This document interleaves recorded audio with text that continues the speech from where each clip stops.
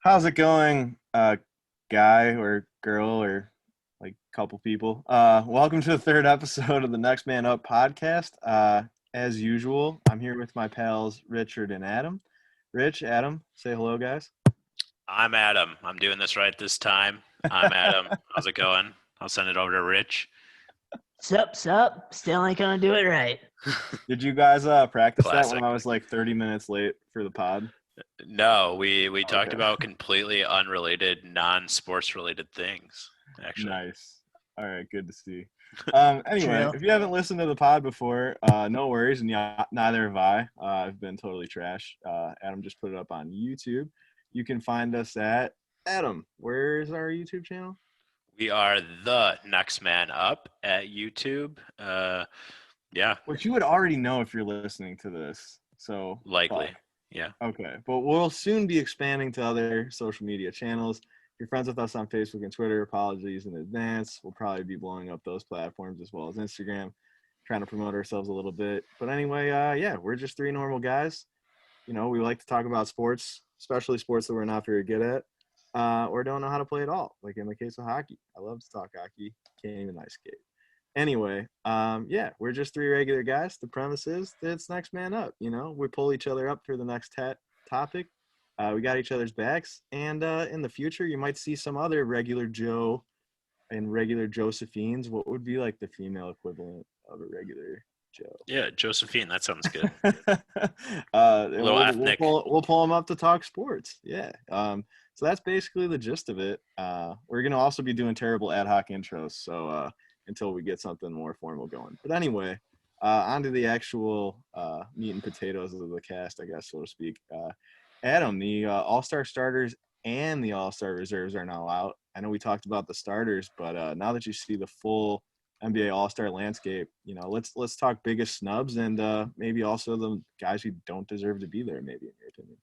Sure. Well, I would just, being a Chicago fan, I would just like to start by saying I'm really happy Zach Lavine got in there. So I think he's played great all year. I think he's probably played good enough to deserve it in the past, but because the Bulls hadn't been, winning Yeah. quite as many games, that might be a reason he didn't quite get in there before.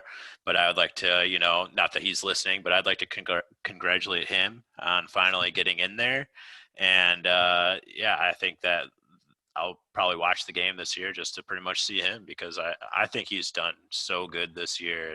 And I'd Yeah. like to see, kind of like a humble guy, not braggery, not show off, but like he comes to work every day and he clearly plays hard and he's showed improvement and he's really helping, put the Bulls in a position where we're winning games now finally. So love to see that. No doubt. And that's also like I think you also hit the nail on the head. He's not a flashy, showy guy from a personality standpoint, like in interviews and stuff. He seems like kind of a quiet, soft-spoken guy in Sure. what little I've seen of him off the court. But the great thing is that Zach Levine's about as all-star game friendly as a play style can possibly get. I mean, this is a dude who's won a dunk contest. This is a dude who can shoot the lights out from three. This is a guy that could probably be in all three of the major events at All-Star this weekend. The actual game, the dunk contest, he's still got some springs in him as he's getting older. He's won those in the past. And then he's also been an incredible three-point shooter. And as you were mentioning in the last pod, one of the most efficient scorers in the league. So especially from behind the arc too. I don't know the number off the top of my head, but I'm sure he's shooting damn near 40%, maybe at 40%, which is I absurd. think he's over 40%, Yeah, to be so that's honest. wild. So I would Yeah. consider that a great shooter. So yeah, it'd be wild. It would be cool to see him in all the events, honestly. Yeah. But yeah. As, Anyway, sorry, just as wanted to add that. Yeah, no problem. As far as snubs go, I think or I guess as far as people that I don't think deserve to be in there, I didn't mind the list of the people that they came out with after the starters. I think there was people that were named starters that I thought deserved to be in there even less than some of these people that got in as reserves. I agree. I We agree. talked a lot about Kyrie Irving and Bradley Beal last time. I kind of said last time that I think Bradley Beal deserved to be in there, probably not as a starter. And you could argue that maybe not. And same thing with Kyrie. I didn't think he deserved to be a starter, and I don't know if he deserved to be in there at all. Um, but those were my biggest ones that I would say didn't really deserve to be in there. I know a lot of people are talking right now about did Zion deserve to be in there, who I believe is, I think, the third youngest now player in NBA history to make it into an All-Star game behind Kobe and I LeBron? believe fourth, not to Okay. cut you off. Magic Johnson was up Okay, there too. sure, yeah. Yeah. But yeah, I think he would be kind of my next person. But he's made a case for playing well this year. I know their team isn't winning very much, so that's kind of a knock on him. And I think there's probably someone out there that has missed out because No of that. doubt. But an unprecedented season. Like I can kind of see that one from both perspectives though, because on TNT the other night, they were actually talking with Shaq and they asked him, they said, Shaq, who is the only player to score over 25 a game and shoot over 60% from the field in a season is, I believe, the exact question. He goes, it was probably me. And they're like, no, you actually never did that in your career. And Zion Williamson has done that this year, which is absurd. So Sure. a guy who gets compared to LeBron James and Charles Barkley and stuff, but kind of a modern Shaq, and is kind of dominating the league, much like Shaq was in his early 20s when he entered the league. So, yeah, just because it hasn't translated to team success just yet doesn't mean he's not doing absurd things that have never been done before, which I think you can occasionally reward when there's not a glaring alternative. But there you could definitely argue there are some guys who are snubbed. He's such a big, strong guy, for No being doubt. how young he is. When you look at him out there, you almost don't think he looks like a basketball player in general. You're used to seeing these not guys that are weak, they have muscle, but they're usually kind of lanky and, quick. And he's almost surprisingly quick for his size, but he just looks big out there. And even my wife said when we were watching him the other day, she's like, who's that guy? He looks huge. And I'm like, I read a statistic the year when he was, I believe, still at Duke, and it was the year LeBron James was kind of sitting it out, red shirting a bit, waiting for Anthony Davis to get traded to town in LA. It was his first season with the Lakers. So ESPN was all in Zion mode, and I remember they were showing some absurd, stupid stats on social media, in my opinion. But to their credit, one of the most interesting ones they posted is that if Zion were to enter the league at that exact moment when he was, I think, still mid-season at Duke, he would have been the second heaviest player in the league weight-wise, aside from Boban. He's about, I think Zion is maybe 6'6" or 6'7", and to put that in perspective, Boban, I think, is 7'3" or something. So just absolutely absurd size. And a lot of people will get on him for his weight and stuff, but he's done a lot to get his body right. And I think a lot of that is muscle. I think people always look at the negative side, like, that dude's too quick to be that size and move like that. And, I could talk about Zion all day, but I think, one of the things that I want to touch on is sort of that I think the All-Star game sometimes benefits, guys who are more athletic and explosive and exciting in an All-Star format. And there's not really anybody more exciting than Zion in that regard. I mean, this is a guy who jumps out of the gym, immense strength, incredible speed. I mean, just everything you want to see in an All-Star game that's going to be wide open. There's not going to be a lot of defense, lots of crazy dunks. In past years, if the game's not close, we've seen some dunk contests break out in the final seconds. So there's a guy that's going to get in on that aspect as well, which maybe that's not right, but I understand it. That's maybe a nice segue to one of the guys that I kind of want to touch on, who I'm sort of surprised to see got in, but by the same token, kind of happy to see him get in, which is Nikola Vucevic. The Magic have been terrible this year, but I'm looking at this guy's numbers right now: 24 points, 4 assists, and almost 12 rebounds a game. So pretty absurd. The Magic are certainly struggling, but this is a guy who I don't believe, I could be mistaken, but I don't believe he's made it a lot in the past few years, and he's helped the Magic kind of stumble into the playoffs as sort of a bottom seed. So I think this is maybe making up for some of those past years, but good to see him in there. He's one of the most underrated guys in the league. I think if you're a fantasy basketball player, I think he's ranked top 5 in category leagues right now, just because he's such an all-around good player. He could shoot the three a little bit, but kind of the opposite of a guy you would want to watch in an All-Star game. So I always love when guys like that make it in. But my big snub would be actually a guy in Indiana, DeMontis Sabonis. I think is having a phenomenal season. Indiana started the year really hot, but now they've evened out to usually where they sit in the standings, which is about 4th or 5th. It's always seems to be where they end up. I haven't even looked at the standings, but I'm guaranteed that's exactly where they are. It always seems to be. like where they're ranked in the standings. Yeah, But anyway, I think a the lot of dude's people playing expected out of him his to be mind. in there for sure. Yeah, I mean Even over Nikola, a lot it's of tough to people. not see him in there, No, but yeah, by the same token, uh, I can't think of a single guy that he would replace because, right, yeah, like we talked about, James Harden should be starting. Jaylen Brown, probably a sleeper breakout, most improved player of the year candidate. It's been incredible. Led the Celtics in scoring a lot. I think, the Celtics are slipping a little bit, trying to incorporate Kemba Walker back into the offense. But, it's good to see both Tatum and Brown on here. They're deserving. They've been balling out of their minds. Zach Lavine, as we mentioned, powering the Bulls into eighth. They're at their absolute hottest right now. He's been super efficient, scoring the ball well, kind of doing it a little bit across the board as well. Julius maybe Julius Randle, I'm Randle. so glad to see in here. Really? Yeah, Hmm. he's got the Knicks playing well to start the year and playing out of his mind. I read a stat that he was averaging more rebounds than Joel Embiid and more points than Anthony Davis this year, which granted, Anthony Davis is having a bit of an off year, and he's currently dealing with some injuries, and we'll discuss his replacement in a moment. I'm sure you want to touch on. But I just thought that stat was fascinating, and him and our former Bulls head coach Tom Thibodeau have really turned the Knicks around from being kind of the laughing stock of the league to like a team that in a few years you might say, hey, that's a team that's going to consistently be in the playoff picture, Sure. and maybe even competing, or at least being a fringe contender. So it's kind of cool to see. Ben Simmons, another guy I'm glad to see get in here. I had an argument with a friend who he's brought up his scoring average a little bit, but I think he still would have deserved it a few weeks ago when he was averaging like under 14 points a game. And my kind of argument was, if you're good enough on defense, which I think he is, I think he's a defensive player of the year candidate. Saw him down the stretch against Damian Lillard a couple weeks ago, just absolutely locked Damian Lillard up. And we all know Damian Lillard's one of the best like clutch scorers in the game. So it's pretty absurd to see. This is a dude who's like 6'9". The cliche in the NBA these days, you're talking about kind of lanky, long, tall players with long wingspans. You hear all the time, oh, that guy can guard positions 1 through 5, but Ben Simmons can actually do that, and I'm glad to see that get rewarded. I mean, this is a guy who is not your 25 to 30 point a game scorer, which is kind of a lost art in the NBA these days. This guy's got kind of a Scottie Pippen sort of stat line and playing style, and as a Bulls fan, I'm sure maybe you can relate to.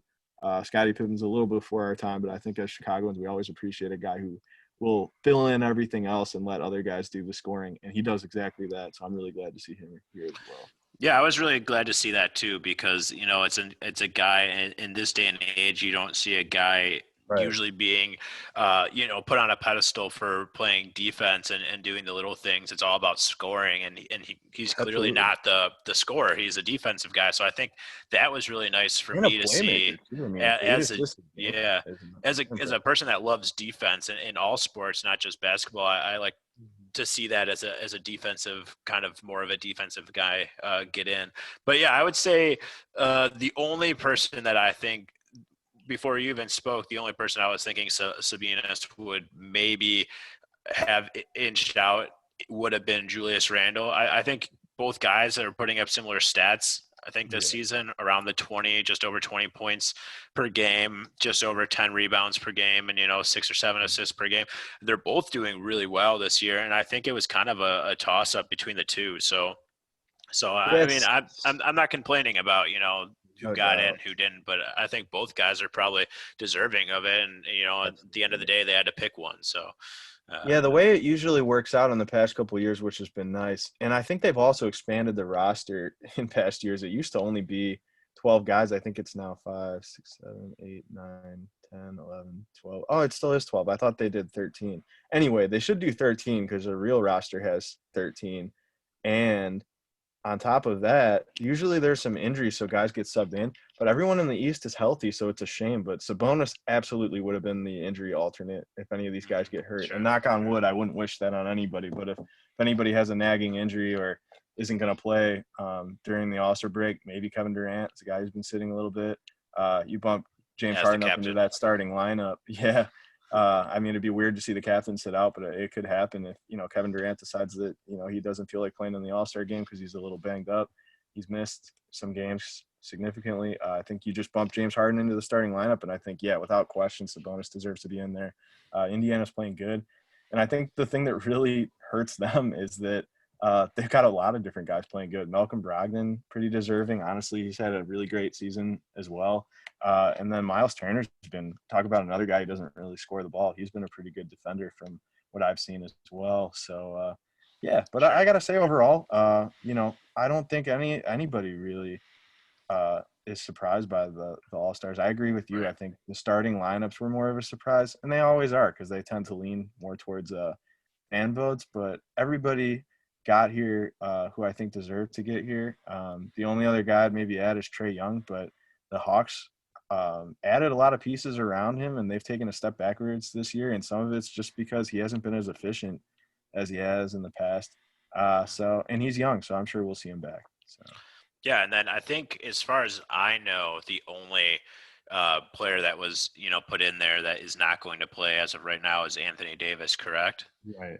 I think so too. From the roster I found from NBA.com, the Western Conference has more players. It looks like they have slotted Devin Booker in at the bottom, and the reason for that, I assume, is because Anthony Davis is going to be out. Sure. Which is actually works out good because Devin Booker is a perfect example of like what we talked about in one of the past pods, which is that there are guys that sacrifice their numbers because they're playing on a good team. The Suns have taken a leap forward thanks to him accepting his role of letting Chris Paul handle the ball more.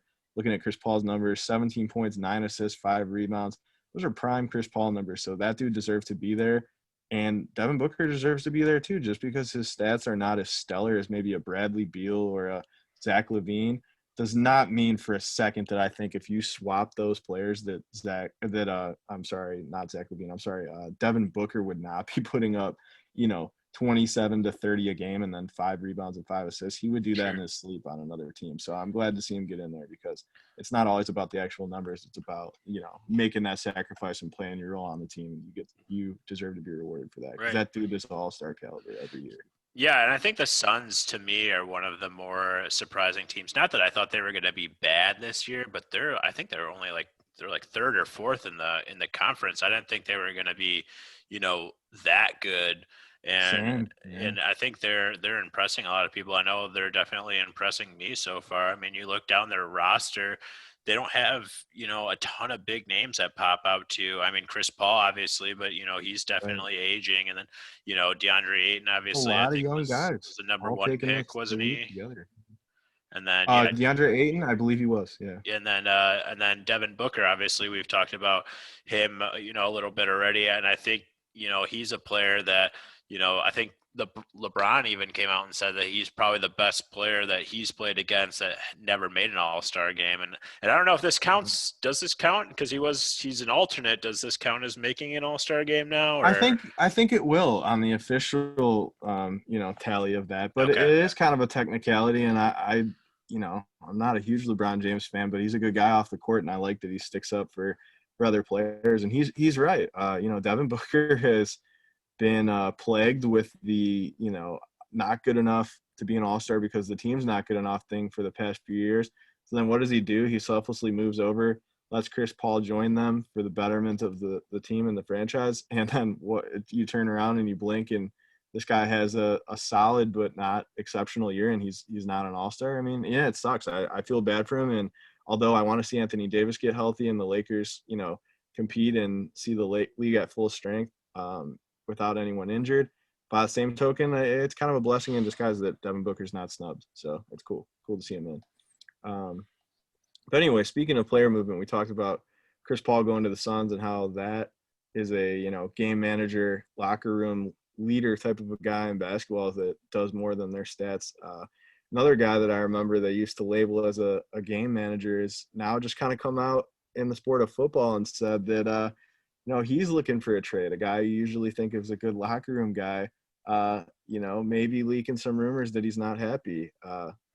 My guy, Richard, are you still there? Are you asleep? Let's talk football, bud. I mean, I could have dozed off. I was trying to say something about Zion, but I'm pretty sure you didn't take a breath that entire time. I'm sorry, Austin, bro. I'm sorry. Yeah. No, it's good. It's good.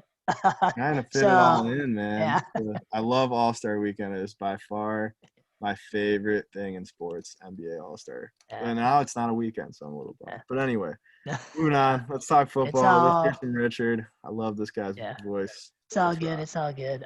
Yeah, so Russell Wilson, media driving the Russell Wilson sweepstakes of Russell demanding a trade. Then it later comes out that he did not demand anything. So here we go. Typical media again, trying to stir things up because they're Right. bored as fuck. So, the only thing Russ did say is he did mention if he were to be traded, he would only want to go to 4 teams, which would be the Bears, Cowboys, Saints, and Raiders, which a couple of those really doesn't make a lot of sense because due to the reports, his complaint is they're not throwing the ball enough. They want to be run first. And then you're talking about the Bears? Like, I would love Russell Wilson to be on the Bears, but have you seen our passing game? Like, what do you think is going to happen here? he might be catching more passes than Like, he's throwing in our offense. I totally kind of wild circus show. don't understand that. So, like, I feel like some of these things don't, like, add up, which I feel just makes the report even less, like, likely. And that is just a huge, just, like, smoke screen or just, like, a bunch of just, like, nonsense for – I don't know, just the media in general. Of course, yeah. It's the off season. They gotta get something going. But by the same token, I mean, I made this joke before the pod started, and it didn't really crush with you guys, but maybe it'll crush with like the 3 people listening to this YouTube video. But I think it's hilarious that he says on one hand that he did not request a trade, but then he hits him with like the O.J. Simpson book title move, and he's like, yeah, but if I did, this is where I would go. It seems to me like I feel bad for a guy like Russell Wilson, and I know we touched on it with the Draymond Green thing that in basketball, him sticking up for Andre Drummond, that it's a shame that requesting a trade can ruin your reputation even when you've given a franchise everything, and Russell Wilson has done exactly that. I'm pretty sure, obviously you guys know better than me, but he's won multiple Super Bowls with the Seahawks, played in Super Bowls as well that they came up a little short in. This is a dude that's made a completely irrelevant franchise relevant, and here he is having to backpedal about requesting a trade because the social media era is so ruthless, and we're going to rip this guy apart. Even I was, as I segued to the segment, just kind of teasing that this is a good locker room guy, and requesting a trade is going to kind of hurt his reputation. So it's a shame that I get the sense, in my opinion, just as a casual observer, that he probably did request a trade, and the media is taking the fall for this guy because they've never had any issues with him because he's a class act guy and he's a good leader and he's a good teammate, and they're taking the fall for this one. But I think Russell Wilson absolutely is requesting a trade, and I think he wants out. I'm not going to get my hopes up as a Bear fan, but I think this is legit. Yeah, I'm not sure if it is. It's such a crazy situation, as far as the Seahawks weren't bad last year. He has a guy like DK Metcalf coming in, and they had instant chemistry, and he performed well. So it's an interesting situation that he would then turn around and say, I want out. I know, like, obviously he has some of his complaints, in his time there. Seattle, probably could have done a lot better if they had a better offensive line for some of those years, and other things like that. So I think he has some reasons for asking out to be out. I just think it's a weird timing, and in the midst of all this, Deshaun Watson, where will he go, and some of the other quarterbacks that have been talking about moving, and then this like almost seemed like he subtly was like, well, I wouldn't mind moving, and some of it kind of like blew up, and then he's like, well, I'm not. This isn't me requesting a trade, but maybe he did make a comment or something. I'm just more surprised by the 4 teams that he listed. To me, they don't make a whole ton of sense. I mean, yeah, as a Bears fan, yeah, I would love to get. And would you mind listing those 4 teams, since we've got a Google Doc in front of us because we're still new to this? Who are we kidding? We'll probably never wean ourselves off the Google Doc. It's incredible. Yeah. Google, if you want to sponsor us, call Rich. I'll read his phone number off. No, I'm just kidding. Yeah, for those of us that are not looking at this Google Doc, the other 3 people who are listening, who are his 4 teams? Yeah, so I think Rich mentioned it a minute ago. It was the Bears, the Cowboys, the Saints, and the Raiders. And obviously, as a Bears fan, I would love to see him come to the Bears. I have no idea what the asking price would be. I would assume it's bare minimum 3 first-round picks at the very least. So I have no idea what that trade package would look like. And obviously, it drives the price down if he actually is wanting out versus, if he's just maybe slipping in a comment. But I don't really see, why he would want to come to the Bears almost other than is it a personal challenge for him, coming to a team that has had the quarterback situations that we have had, for at least my entire lifetime. Is he saying, I can make a difference there. And like, it would be a personal challenge to be, the first good quarterback the Bears have had in probably his entire 32 years, or I think he's 32 years of living. The Bears have never had a great quarterback. And he's like, well, I could be that guy. I mean, I don't know if he's stepping in saying, well, it's not going to be hard to break records for the Bears because there's not many records to beat there, but I'm not sure. And then, the one that makes almost the most sense to me, I think, is the Saints, just because of the amount of volume. The Saints throw the ball always. They're used to. Obviously, they had an aging quarterback that looks like he's probably going to retire. That's not there. Yeah, he's got top tier receivers. Their defense isn't bad. They've been, so close on so many occasions of making it. And a lot of people think they're going to take a step back this year because of Drew Brees possibly retiring. And I think he might be thinking, if I step in there at this point in his career, he's probably better than Drew Brees in many respects. A guy that I have, one of the most respects for in the whole league, Drew Brees. But Russell Wilson right now is probably a better player, and absolutely they could definitely, contend again with Russell Wilson stepping in. So, like, to me, from a player standpoint, I think that makes the most sense. The Bears, I don't get unless it's a personal challenge. The Cowboys, I think really. It's half and half for the Bears. Like, I think you hit the nail on the head.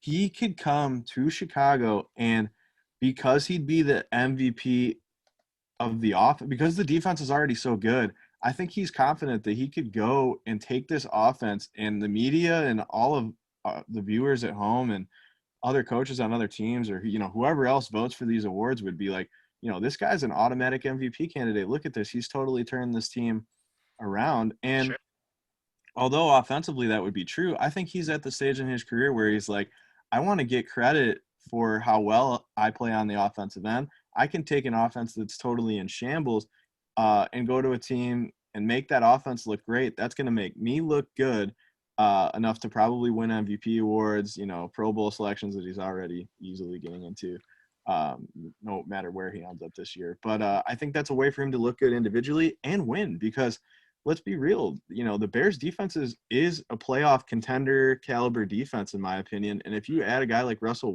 Wilson, you'd be surprised how quick, linemen start signing cheap, other guys who are veterans start, coming aboard at a lower cost because they start looking at the Bears as an actual contender. So I think Russell Wilson is maybe not the first domino to fall, but not the last domino to fall to the Bears being contenders, like, as a super optimist, because you look at teams like the Chiefs and the Buccaneers this past Super Bowl. Look at how many former aging stars looking for a Super Bowl win kind of climbed aboard those teams, and it happens in other sports too. I mean, you saw a guy like Le'Veon Bell or Antonio Brown, who's a former running back of the Buffalo Bills. I'm pulling a blank. Who joined LaShawn McCoy. Yeah, LaShawn McCoy getting in the mix, trying to win a Super Bowl. So you could easily see other guys start to do that if he joins the Bears. I think you could maybe fill out that offense a little bit with some veterans who are like, let's ride Russell Wilson and this defense's coattails to a championship. I can get some touches as a running back or a receiver, or a lineman saying, hey, I'll take a pay cut to block for this guy because I know he's good. And you'd be surprised how quick that turns into a contender. and But you wanted to talk Cowboys. I'm sorry. I think you're definitely right there, and that's part of what I was saying is almost like the personal challenge is what you were saying was like turning around an offense that was bad. But I'm not saying the Bears as a team are bad. Obviously, they kind of ass backwards walked into the playoffs last year, and I think they could do it again just on defense alone, regardless of who's on offense. If he steps in on offense, and like you said, guys start coming there and taking a little bit less money to be on a championship team like that. No, I definitely think that, it would turn around very quickly. And I think, the sky's the limit for a team like that. I just, as a Bears fan, my whole life, things don't happen for the Bears like that. They never have my entire life. And I mean, we were teased with something similar when it looked like LeBron might come to the Bulls way back when he decided to go to Miami. And, it was a similar situation. Everyone's like, oh, he's going to come to Chicago, pull over, Chris Bosh or whatever. And we had, Carlos Boozer and stuff at the time. And everyone was like, oh, this is going to be the super team. And then he takes for the Bulls too. Right. And then he takes three steps to the left and ends up in Miami. And that the things don't happen like that for Chicago teams, just not in my lifetime. But I will say this. I think you hit the nail on the head, and it's funny you draw that analogy. I think the reason that it hasn't happened for the Bulls, and we could touch on this in another segment, I can talk about this for, hours, but is because playing in the shadow of Michael Jordan is difficult. I think you hit the nail on the head. You might not see a star running back like, I don't think Derrick Henry or Ezekiel Elliott are trying to sign in Chicago anytime soon because they got to play in the shadow of a guy like Sweetness. And I think because we've never really had a superstar MVP, best quarterback in the league caliber quarterback in Chicago, there isn't any pressure in the quarterback position. If you were coming in as maybe a defensive player or a running back or a position where we've had Hall of Fame, iconic guys that you're going to be compared to, Russell Wilson would come in and from day one, arguably, and in my opinion, be the best quarterback we've ever had in franchise history. And I think the pressure's immediately gone. The pressure's kind of on the defense. And just by that guy stepping in the door that the offense is going to get better. So I don't think there'd be as much pressure as like a LeBron coming to Chicago wearing the number 23 and being in the shadow of Michael Jordan. So I think that's appealing to a guy like Russell Wilson, who, to my knowledge, is a high character guy who's good in the locker room, who stays out of the headlines and the TMZ reports and stuff, and just focuses on football. I think he could do that in Chicago because we'd be happy to have him. He knows there's a fan base that's a little disgruntled, but closeted and loyal about their team, and I think the bandwagon would fill up quick if he got here, and he knows that. Sure, yeah. And Russell Wilson has proved that he could do a lot with an offense with not much around him. I mean, if you think back, like not far after the Super Bowl, after Marshawn Lynch retires and stuff early, and people were surprised by that, he had a terrible offensive line. He didn't have any great receivers. His best, arguably at the time, their best player and Marshawn Lynch, and you could make the argument if it was Marshawn Lynch or Russell at the time, retires, and he's kind of left with an offense of nothing, and he still, got his numbers and still performed well. And so I think the Bears arguably have more talent on that offense, especially if Allen Robinson stays, than, he had a couple years on Seattle. So no, there's no doubt in my mind, just adding him, even if you don't get anybody else, again, keep Allen Robinson. But I would think that offense would be even more successful than some of the years he had in Seattle. So yeah, I mean, I could see the Bears, and I mean, maybe this is just me being a pessimist, saying, okay, well, the Bears on the list, but we would never get them. I talked about why I think the Saints kind of make sense, and I would make sense. I would probably hate to see it because it would be another 5 years of the Saints being one of those dominant teams. The ones that don't make very much sense to me, though, are the Cowboys and the Raiders. The Cowboys. Really? I disagree. The Cowboys make a lot of sense. Go ahead, Rich. Really? Yeah. I mean, take it away, but I disagree with the Cowboys. I think out of this list, I think the Raiders and the Bears are the ones. As a Bears fan, again, those are the ones that confuse me a little bit. The Cowboys at least have their offensive line's definitely aging, but let's be honest, Russell Wilson has dealt with shittier. So the Dallas's receiving core and running back are dude, you pretty much have 2 number 1 wide receivers, in Right. Dallas. You have at least, I'd say, top like 6-7 back. Zeke Wrong. definitely took a step back last year for sure. Yeah, for sure. But some of that is the I don't pressure put his. being on him of not having Dak. I think people forget that like when a team knows you're going to run every time, it's harder to run. And when your starting quarterback's Right. missing, they know you're going to hand the ball to one of the premier running backs in the league. So his numbers are going to dip. But I would not be surprised if you put Russell Wilson there if surprisingly Elliott and Wilson complement each other because they'd take pressure off of one another. You could play a totally different style some nights depending on who's playing better. We could save this for a different segment, but hot take here. I think Ezekiel Elliott is one of the most overrated players in the whole NFL. Okay. And I could see do that. not even put him in the top 10 backs. The guy has played behind the best offensive line in football for years. And as soon as they start aging, as soon as a quarterback goes out, he fumbles the ball more than he scores touchdowns. That's insane. So stat, let's, I mean, maybe we'll save that for a different time. I'm not saying You he's should, terrible. yeah. He's not a terrible back. But I don't even have him in my top 10. And no, he would definitely be successful with a guy like Russell Wilson coming to town to take some pressure Most off would him. be in your defense. Definitely. But Yeah. no, I don't see him as a top 10 even back. But we'll save that for a different time.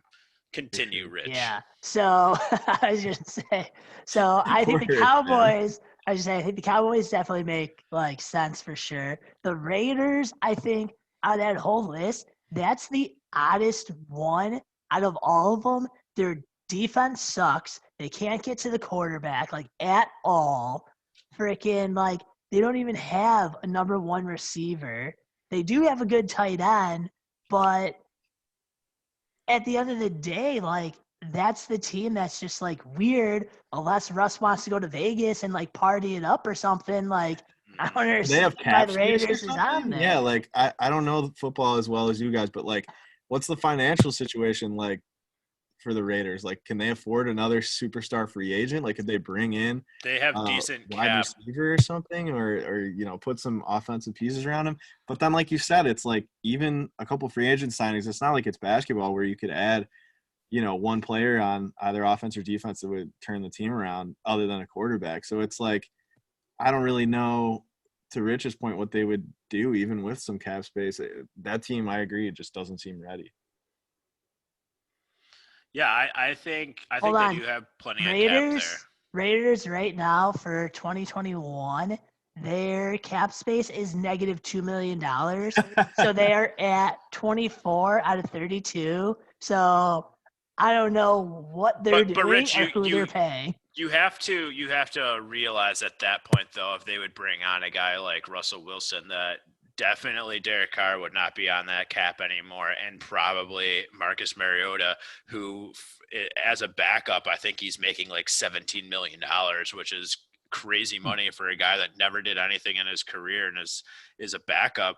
And I think that's one of the reasons they've been trying to like flip him this off season, is because he's just wasting money, and I know they're close to that cap, but if they get rid of those two guys, they could definitely afford him.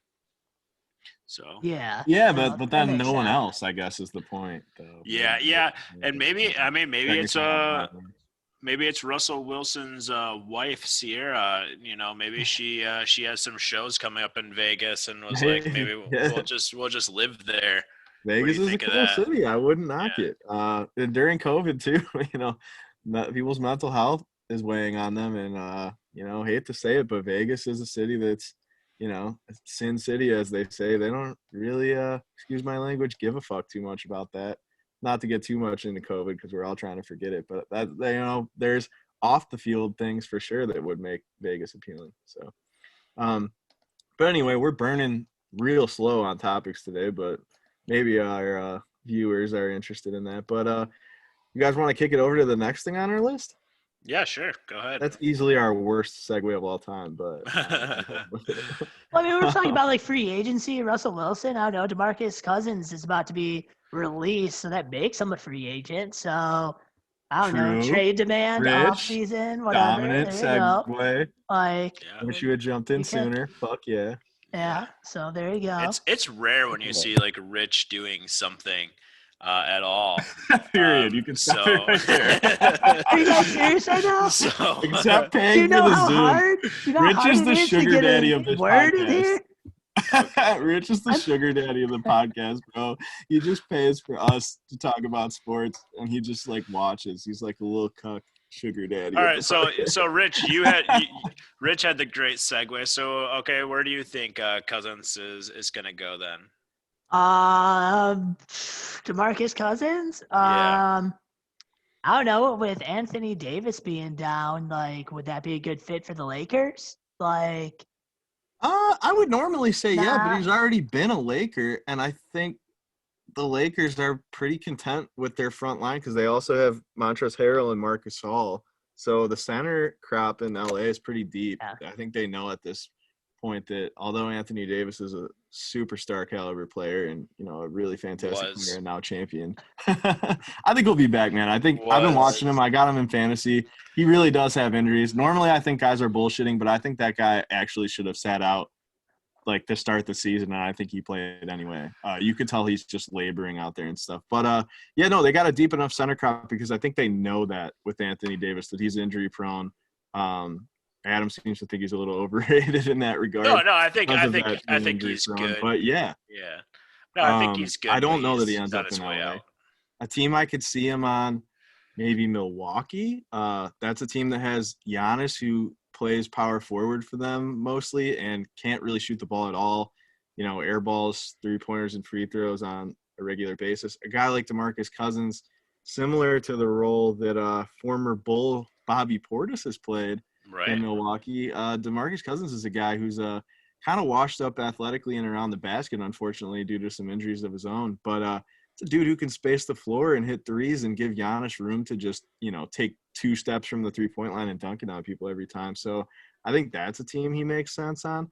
A team I think that would overpay for him that needs a center because their starting center is currently injured, I believe, is the dumpster fire that is the Washington Wizards. I could see them offering him a contract just because I don't that see him seems like a going Wizard there. move. I just don't. And I they've got don't weird think egos like that he'd fit with. I don't think he's going to go somewhere where he knows he's not going to at least have a chance at making a playoff run this year. I just don't. I don't see that happening. He's trying to get a payday. He's been on that veterans minimum for a handful of years now, if I'm not mistaken.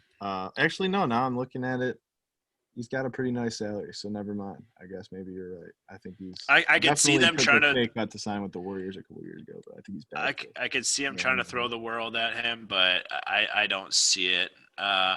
Honestly, Rich brought up who I think is likely to sign him is the Lakers, just because with LeBron teams with LeBron do that where you guys get released, they end up signing them for next to nothing, and then they make an impact in the playoffs. So I can see the Lakers doing that, like possibly even Portland maybe because Nurkic is out, and Portland, that's a good one. And I don't know how long he's going to be out, but I could see a team like Portland who thinks they're probably going to make a playoff run, and Cousins will definitely that's a good one. Probably see them maybe being in the playoff picture. So I would say those are probably my 2 most likely teams. I don't really see Milwaukee because I think Bobby Portis has surprised them, and I think he's doing better. He's filling that role kind of. And Brook Lopez can shoot the ball too. It's funny you bring up Portland because actually that's a great point. I never even thought of that, but that's an awesome point because if you think about the centers on Portland, maybe some of the issue with them lately or in the past few years is that they don't have a center that can shoot the 3, and they've got these really quick, explosive guards that are great off the dribble and in the pick and roll. They would benefit from playing in a sort of a 5-out sort of style. DeMarcus Cousins can come in and give them something that Enes Kanter, who's currently their starting center with Nurkic out, and Nurkic can't give them because he can shoot the ball. He can give Damian Lillard and CJ McCollum when he gets back all the space in the world to take guys off the dribble and go to the basket and get easy baskets. So that would fit with what Portland is trying to do and maybe would actually be a sleepy way to improve things. They clearly took the chance on Carmelo Anthony, who's kind of in a similar place in his career, a little older, losing a step, dealing with some injuries or whatever else. And it's panned out for them really well. And they're also shorthanded with McCollum out. That's a great point. I actually might actually change my answer. That's good. I think that could definitely happen. You could definitely. And then I think probably an unlikely team, but my last team that I'm going to bring up is maybe the New York Knicks. Only because, again, I think a lot of people were Knicks personality. I think a lot of people were not expecting them to be good this year, and I think they're impressing some people. So again, that's going to give them a chance to at least play in the playoffs and possibly win a game. And I think they'll have a lot of people there that could play like the power forward center type position. But it would just be obviously again an aging guy that you can't expect him maybe to put up as many minutes because of his age and because of injury history, but a guy that could give them a little bit something maybe coming off the bench even. No doubt. Rich, you got anything to add? On DeMarcus Cousins, definitely not. But I would like to get into Kirk Cousins? No, he sucks, dude. Fuck that guy. I thought Rich was going to transition from DeMarcus Cousins to Kirk Cousins. He's like, a cousin that I know more about. Not one of my cousins. Now that we have a podcast, we can just make people have to know our inside jokes. And actually, the reason that topic wound up on our sheet, Rich actually added that despite not being a big basketball guy because he thought it was Kirk Cousins when he read it, from what I remember. If that's correct. No, that is totally false. I did not put that. I thought you did. I added it to the sheet and right away I go, Cousins is getting released. I added that to the sheet and Rich goes, wait, Kirk Cousins is getting released? Like immediately. Yeah, you did say that. I'm not crazy. Yeah, but he didn't add it. I added it. Oh, okay. He was I was right about the important part. Okay. Right, yeah. Anyway, Rich, do one of your like crazy transitions then. Well, I was trying to do that until you fuckers kept like cutting me off constantly. Anyways, I would like to get into the outdoor NHL game in Nevada that apparently started 8 hours late because they magically didn't predict the sun would be out in Vegas. Weird. So game got delayed 8 hours. Which how far is it from Vegas? Actually benefited, I believe, because now they played a night game outside with the lights and everything else, which made it like pretty cool. So something Vegas needs to learn for having outdoor hockey games is it's hot as shit in Nevada. Let's probably schedule those for night instead of like 12 o'clock. I feel like that is pretty bad planning on either the NHL or the Nevada Knights for trying to schedule something like that. Nevada Knights, bro. Why don't they call them the Nevada Knights? Rich is out here spitting truth. That is so much better of an alliteration than the Vegas Knights. Oh, Vegas Knights? Oh, okay. Speaking whatever. Of Nevada, my geography game is terrible, but is Lake Tahoe anywhere near Las Vegas? Because it was in Lake Tahoe, not Las Vegas. They're both in Nevada, if I'm not mistaken. I don't know.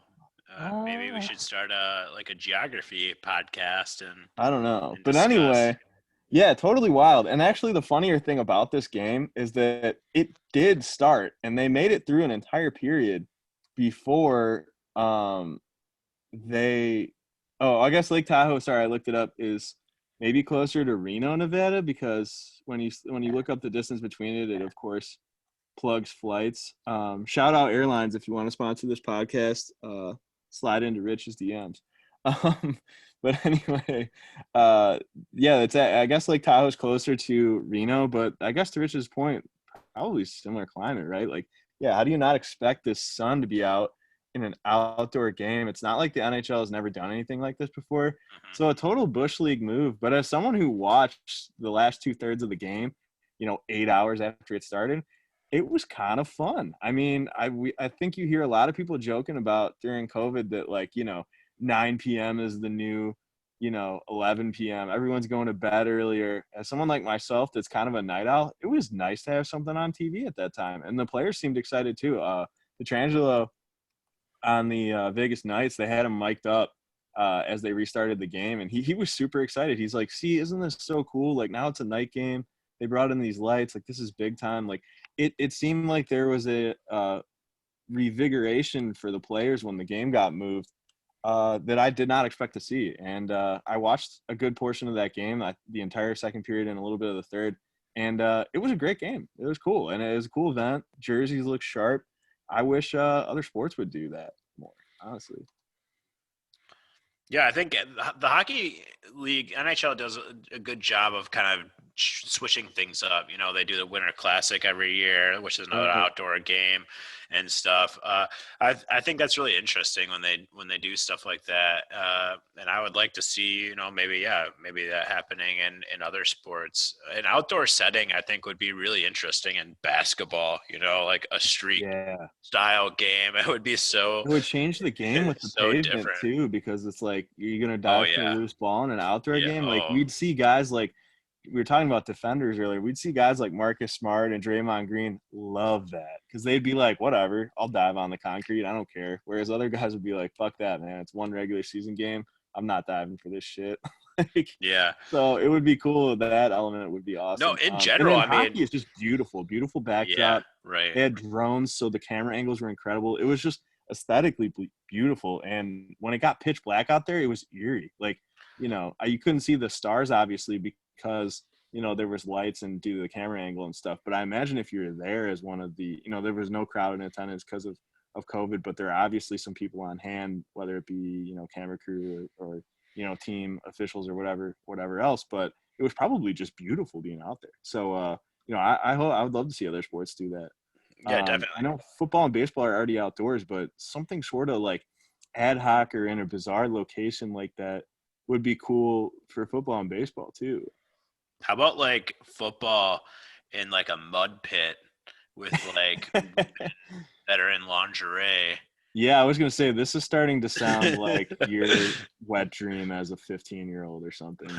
No, but I think in general, I think basketball, they would be afraid that it would like change the game too much. And it'd be like, oh, would we It is count harder that? to shoot outdoors. And even, I mean, you have wind factor now with like a shot. And now even the ball even bounces different, like on asphalt versus like a court. And like oftentimes you play with a completely different style ball. You know, there's indoor balls, there's outdoor balls, and then there's outdoor balls, and each one is different. And I'm sure someone that's literally played basketball every day for their whole life would, you know, a subtle change would make quite a large difference in no doubt how they play. So maybe just the Allstar game outdoors would even be that would be cool. Yeah, that would be awesome.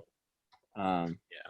But I don't know. Yeah, Rich, what do you think, man? You got any dream locations you'd want to see, like a Pro Bowl game, like, you know, maybe a football game at Stonehenge, or like, you know, like, I think the Pro Bowl should go back to Hawaii. I think that was like such a shitty move by the NFL to move it like within the states. Like that's what like all the players were like looking forward to, was like, cool, they get like a week vacation down in like Hawaii with their like family and like other good like players. And now it's just like, okay, so now I'm just flying to Florida again.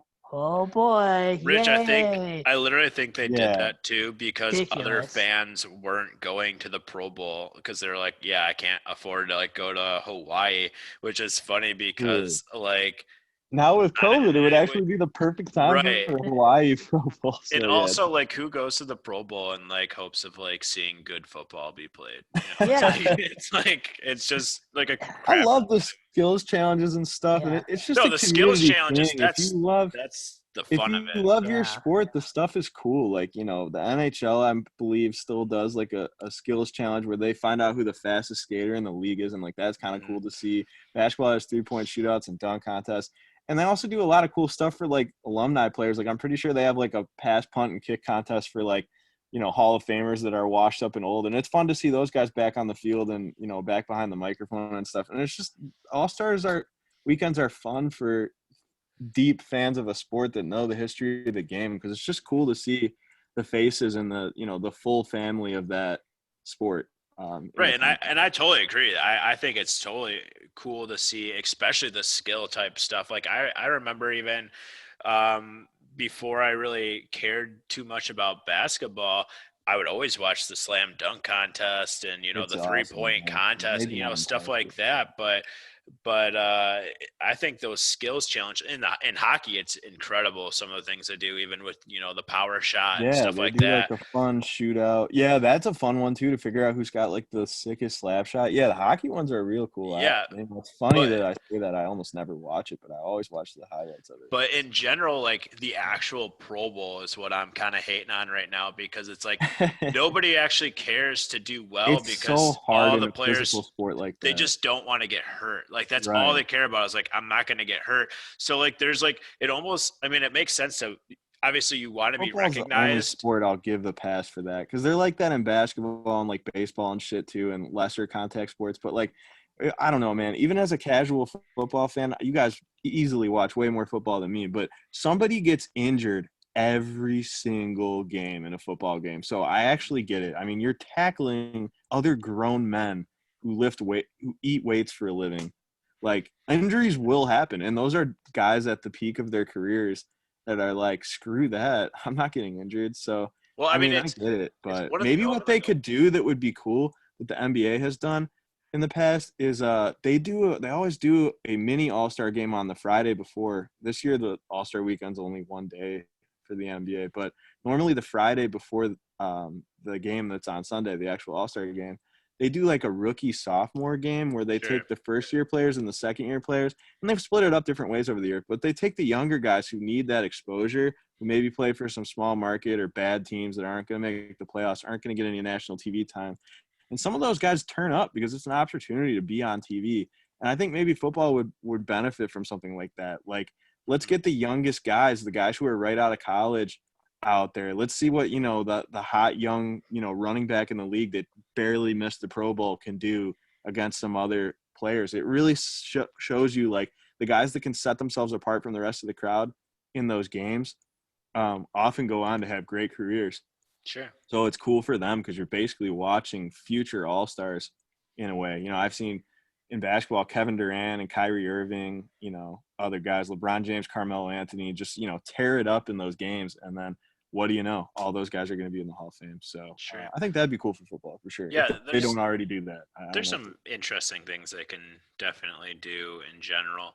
But yeah, I think in football, it's just like, it's nice to be recognized. You want to make the Pro Bowl, but most of these guys like go into the Pro Bowl and then, their main focus is like, well, Right. I'm not going to get hurt, especially as a defensive guy. It's like actually like more injuries happen to like the defensive players now than even on offense. And it's like, you're almost like not going full speed. So in a way, it's why are you even playing if you're not even going to tackle full speed? Because like as a big hitter defensive guy, like that's what you would love to put on show is like, look how hard I can hit, but that's not what you're even putting on show, I guess. And Exactly. I don't know. Tell Sean Taylor that.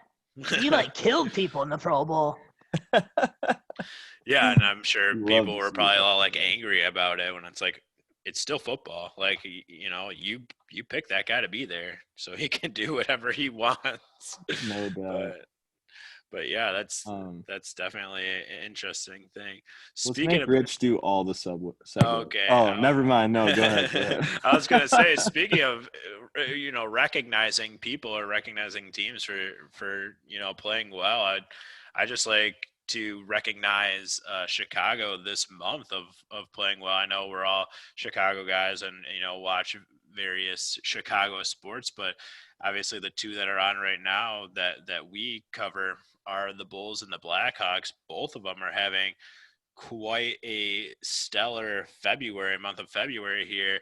I believe the Bulls are 6-2 in their last 8, and the Blackhawks are 5-1 over their last 6. Oh yeah, and even going back before that, I think they've taken at least a point in I think like 9 straight games. They keep going to overtime and whether they win or lose, but both teams are playing extremely well in their respective sports, and both teams were teams that weren't expected maybe to do as well this year in the Bulls and the Blackhawks. So have you guys been following that? I'm sure you have at least a little bit.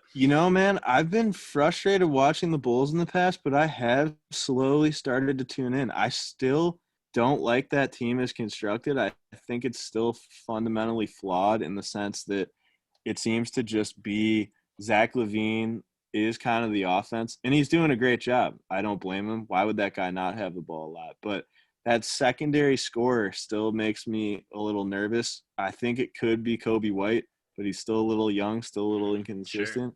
I don't like that score first guard tandem in the backcourt. I think that's usually a recipe for mediocrity in basketball these days. It's a guard-dominated game, but having two guards who can do almost the exact same thing skill set-wise doesn't always seem to be such a great pairing. But in some of the past games I watched, Kobe White starting to get the hang of the point guard thing.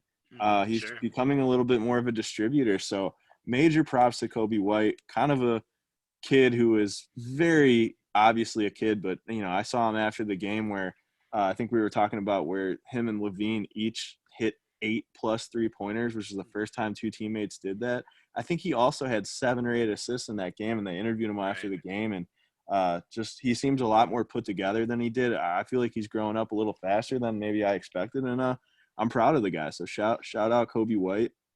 Get a haircut. Still think it's affecting your shot, but playing well, man. He's definitely a little streaky, but you'll see that in a young career of someone that's maybe not out of the gate one that someone would consider like a superstar caliber player. But he's definitely had some games where he's impressed me, and then he's had games where maybe he wasn't quite as good.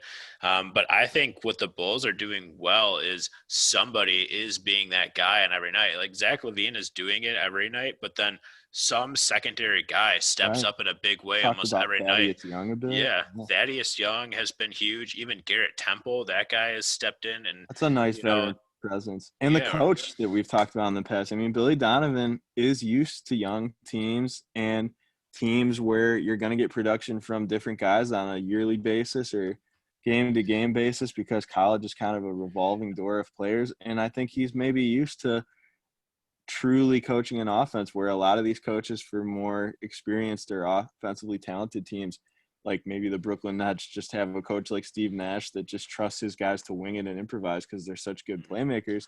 But I think Billy Donovan struck a great balance between letting Zach Lavine go, because that's a guy who's ready to just take over on the offensive end down the stretch, and he's let him do that. But by the same token, the offense looks good, and the veteran guys are helping the younger guys get shots. Yeah, I mean, looking at, like, Thaddeus Young, watching him play and just catching the ball in, like, the mid-post and making plays out of the post was just never something I thought I'd ever see. Thaddeus Young's game is a little bit outdated in my opinion. He's not a great shooter at the power forward spot, but they've been playing him at center, and, like, I really like him as the center. He's, like, kind of got some Jokic playmaking ability in his game. But, but the small center thing kind of works these days, and the Bulls defense is actually not bad from a ranking standpoint from what I remember looking up. As Stacey King says, Thaddeus Young is a very hard hat and lunch pail type guy. I love that expression. Very true, man. He's literally doing whatever's asked of him, and it's different every night. I love that. He's getting offensive boards, putbacks. He plays good defense. He takes at least a charge a game. I think he for a while, I don't know if it's still active, but he had the longest streak of steals, at least a steal in a game. In the NBA this year. So he's just doing it in a bunch of different ways, and it's not the point heavy type. I honestly think it's not likely, but I think he makes the case at being, a 6th man of the year type candidate if the Bulls can continue to win games and go further than what people think. But another that award's turned a bit into whoever's the highest scorer off the bench gets it. And I think, like we touched on earlier, there are guys in the past like Manu Ginobili or now Thaddeus Young, guys that just kind of have an all-around game off the bench, and I think they deserve consideration for that. And I agree, man. Thaddeus Young has definitely put it together off the bench for the Bulls. And another guy that I think is worth mentioning for the Bulls that I've been impressed with since he's come back from injury is Wendell Carter Jr. I know that's a guy that I think you had said that you're not a huge fan of before, but I think he's looked really good after coming back. He's playing well in the pick and pop game. He's taken some jumpers that I think in the past he wouldn't have taken. And then he's really getting in there on offensive boards, putbacks, things that you would expect a typical center to do. But also he's really kind of perfected that cross the paint hook move. And that's really helped his game. He's just doing it in a couple different ways. Yeah. And I think I've been really impressed with how he's looked since coming back from injury. Yeah, no doubt. It's good to see him get more confident on defense. He still makes some head scratching plays. I can picture. I remember me being really mad about something dumb he did. I think maybe he like traveled or like just threw the ball when someone wasn't looking and turned it over or something like that. But like he did something really dumb when I was watching the other day, but then he came right back and blocked the shot. So like, I think he's getting mentally better as a basketball player. He's moving on to that next play, maybe a little bit better. He has like one. But you've been watching a lot more than I have. Yeah. He has at least one play a game that's like he's like open for a pass, and he like physically just cannot like handle a simple like pass, or he drops it, or it goes out of bounds, or even a rebound where he just misses the ball and the ball goes out of bounds. And I don't know. I mean, again, he's a younger guy and he's learning, and he's been injured a couple of times already. But I think he's getting there.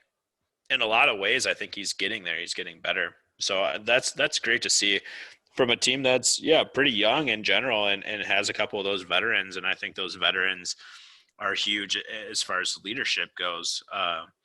But yeah, I've been really happy with what the Bulls have been doing. And right now, I think if the season ended today, which it's far from, I guess, at this point, but I think they got that 6th seed. And I'm very hopeful that they'll at least get a 7th or 8th seed in their conference. And I'm sorry, I had that totally backwards. The Bulls are top 10 in offense, not defense.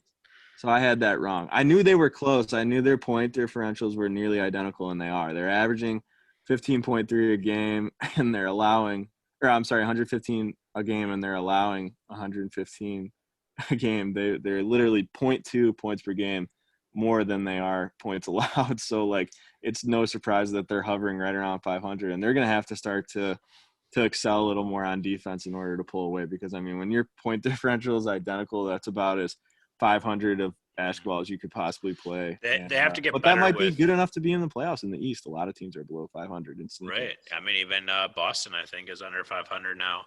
Yeah, it's been a wild year in the East. So even though it's always they have to get better with help defense and their rotational defense. Like on-ball defenders, they're playing fairly well, but as soon as people start moving around where they have to, move defenders, I guess, is where they're like struggling with like, okay, on switches and stuff like that. And then playing over screens, they're fouling a lot on 3-point shots, that Trae Young type move where he comes over the screen and just kind of jumps back into the defender. I hate that. We've been getting killed on that move like, all year, regardless That's young of who teams, man, the discipline. So that'll come. Billy Donovan will help with that. But anyway, well, how about the Blackhawks? I haven't been watching them as much, but I picked up the Blackhawks goaltender currently, if I'm pronouncing this correctly, Lankinen. This dude is dominating, and I assume a big reason as to why they're winning some games. Yeah, definitely. I mean, in general, he has had at least one goal stop per game that could be, on the ESPN's like top save of the week. Like every game he has one or two. He has that typical like Blackhawk type goalie thing where like he'll make like 10 great saves and then like let an easy one go like right over his glove type of thing. But like which we've had. I mean, Corey Crawford, it was great for us, but he always had that where it's like he saved the hard ones but then missed the easy ones. So he has a little bit of that. And but he has been really good because in general, I think if the Blackhawks have been kind of struggling in an area this year, it's been on defense and been on power play kill, but the goalie has really bailed them out a little bit. On offense, I think we started off definitely kind of slow, but the typical guys like Patrick Kane and DeBrincat have really turned it on. I think DeBrincat had like a 5-game like goal streak, and Patrick Kane, I think he got 5 points the other night in like a 6 goal win. And and there's a lot of trade rumors, following around Patrick Kane because, the Blackhawks weren't expected to do well. And they're like, oh, you might as well unload this guy while you can get Right. something for I've him. been And saying that for years, so I'm shocked by this little spurt that they're on, and I hope they can keep it up. But by the same token, I mean, I agree. I'm still upset about them not drafting Bowen Byram and prioritizing Kirby Doc over him. Although, watching them in that play-in series against Edmonton, Kirby Doc played pretty well, so maybe that pick wasn't so bad after all. But I still think addressing the defense is important. I think slapping the Band-Aid over and getting lucky and finding, a diamond in the rough goaltender that maybe we didn't expect to be so good. he was listed as the third goaltender going into the year. Yeah, I mean, it's and crazy. He played. They started the season by rotating all three of them, and then he's majorly stepped up, and they pretty much have it now down to Lankinen is the starter, and Subban now will come in and play every once in a while, who's also looked, decent. He's got that same thing where like he saves some really good ones and lets some of the easy ones in. I don't know if that's like a coaching move or something, but that's a typical like Hawks thing. But in general, the team is playing well. We've gotten ourselves back into, again, the season's still young, but we've gotten ourselves into a playoff caliber spot and arguably the toughest division in all of hockey right now, judging by the fact that the two teams that were in the Stanley Cup Finals last year are both in our division. So Right. I think in general, they're making a case for, being one of those teams that could possibly, win a playoff series this year. And that's really impressed me, judging by the fact that most teams had them in the bottom 5 power ranked teams in the league this year. No doubt. I think it goes to show that the game is changing too. I know I'm the ultimate casual in hockey. I love playoff hockey, but I have a hard time getting into regular season hockey. I think it stems from my deeply rooted bandwagoning during our cup winning heyday. There's just, once you get a taste of that playoff hockey, regular season hockey just does not do it. I just don't think there's really much as exciting as a playoff hockey game being on the edge of your seat in a close game. Sure. But I learned kind of just from watching this past, play-in series against the Oilers and seeing how the Oilers are making it work. Hockey just is changing. It's becoming a more high-scoring, offensively oriented game. And it looks like, at least in the regular season, you can kind of get away with some holes in your defense if you can pour in enough goals and have a goalie who can cover over some sins on the defensive end and make some saves, which it sounds like you said Lankinen's been capable of making saves he has no business making. So maybe you can get away with slacking on the defensive end of the ice, whereas, I think you and I have both agreed that we're normally defense fans in sports. Maybe that's a place where you can dodge a bullet if you got a goalie kind of anchoring things for you. But yeah, it's exciting to see, definitely. Rich, you been watching any Blackhawks or no? I think Rich left. Did he leave? No, I didn't leave. I forgot to turn my mic back on. Totally forgot about that. Dude, I feel so I bad. thought he fell asleep. I thought he left. Dude, we have not got Rich involved in this pod today at all. No, dude, that's totally fine. No, I have not watched a lot of hockey or anything. That's because you moved out, Rich. When you lived here, we watched hockey all the time. Yeah, we watch hockey, basketball. We watch everything every day. Rich knows that literally if there's a sporting game on, I'm watching it. I watch. Dude, I love living with a sports fan because I'm the same way. My buddy Josh, who we might see on the Next Man Up podcast, was my roommate when I was at Central Michigan University. Shout out Chippewas. But anyway, he's a huge Red Wings fan, and that in turn got him into hockey in general. And he would watch like the national TV hockey games and just follow all the teams and stuff. And it got me more into it because I was really just a fair weather Blackhawks fan, and then I've sort of fallen out of it again. But yeah, having a person that's just obsessed with a particular sport, you would think it would be annoying, but it's actually great because then you just get into it. You start knowing the nitty gritty, like start knowing the rosters, you start playing the video games of that sport, and you start really getting into it. Imagine it would be that way if you had like a soccer buddy. Except they'd probably be up at weird hours watching games, and it would be annoying. But that's another sport I'd love to get into. Maybe just from someone who's Rich knows that. But pretty much if it's televised, I'm watching it. If it's football, basketball, or hockey, because I watch every single Blackhawks game plus maybe 1 or 2 hockey games a week.